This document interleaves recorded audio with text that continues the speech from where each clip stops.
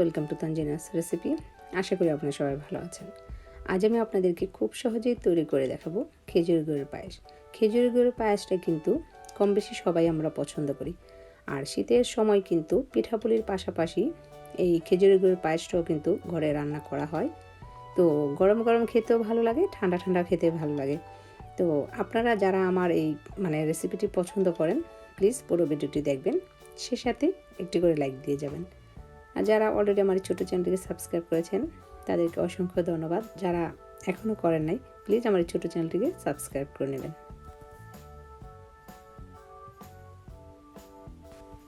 তো শুরুতেই আমি এখানে একটা হাঁড়িতে দিয়ে দিচ্ছি দুধ 3 লিটার পরিমাণের, আর দিয়ে দিচ্ছি একটা তেজপাতা, 1 টুকরা দারচিনি আর 3 পিস এলাচি। আর আমি এখানে চালটা এখন দেব না, দুধটা যখন বলক আসবে তখন আমি চালটা দেব। চালটা আমি আগে থেকে ভিজিয়ে রেখেছি আধা ঘন্টা আগে। আর এরকম একটা চিনি অথবা খুন্তি দিয়ে নেড়ে ছেড়ে দিতে হবে একটু পর পর, তাহলে তলায় লেগে যাবে না। আর আপনারা যদি মনে করেন যে একটু পানি অ্যাড করবেন, তাহলে হাফ কাপ পানি অ্যাড করতে পারেন, তাহলে দুধ তলায় লেগে যায় না অনেকে মনে করে। তবে আমি এখানে কোনো পানি অ্যাড করি নাই। আর দুধটা যেহেতু বলক এসেছে, এখন আমি চালটা দিয়ে দিলাম। আর আমি এখানে চিনি গুঁড়া চালটা নিয়েছি, আপনারা চাইলে বাসমতি চালও নিতে পারেন। তারপর একটু পরপর অবশ্যই নেড়ে ছেড়ে দিতে হবে।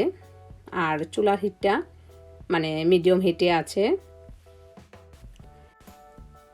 আমি এখন আপনাদেরকে একটা ভাত চেক করে দেখাচ্ছি কতটা সফট হয়েছে। একদম 2 আঙ্গুল দিয়ে চাপ দিলে ক্রিমের মতন হয়ে যায়। আর কন্টিনিউ এভাবে নেড়ে চেড়ে যেতে হবে, নয়তোবা তলায় লেগে যেতে পারে, যেহেতু এখন ঘন হয়ে আসছে।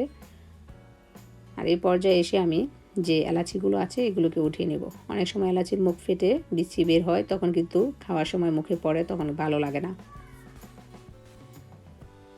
তো আমি এখন গুড় মেশাবো। তার আগে আমি চুলাটা অফ করে দিয়েছি। গুড় দেওয়ার পর আবারও আমি চুলাটা অন করব। আর আমি এই গুড়টাকে জাল করি নাই, সরাসরি দেব, কারণ এই গুড়টা একদম পিওর যে খাঁটি খেজুরের গুড় আছে সেটা। তো সেজন্য আমি এটাকে আর জাল করি নাই, সরাসরি দিয়ে দিলাম।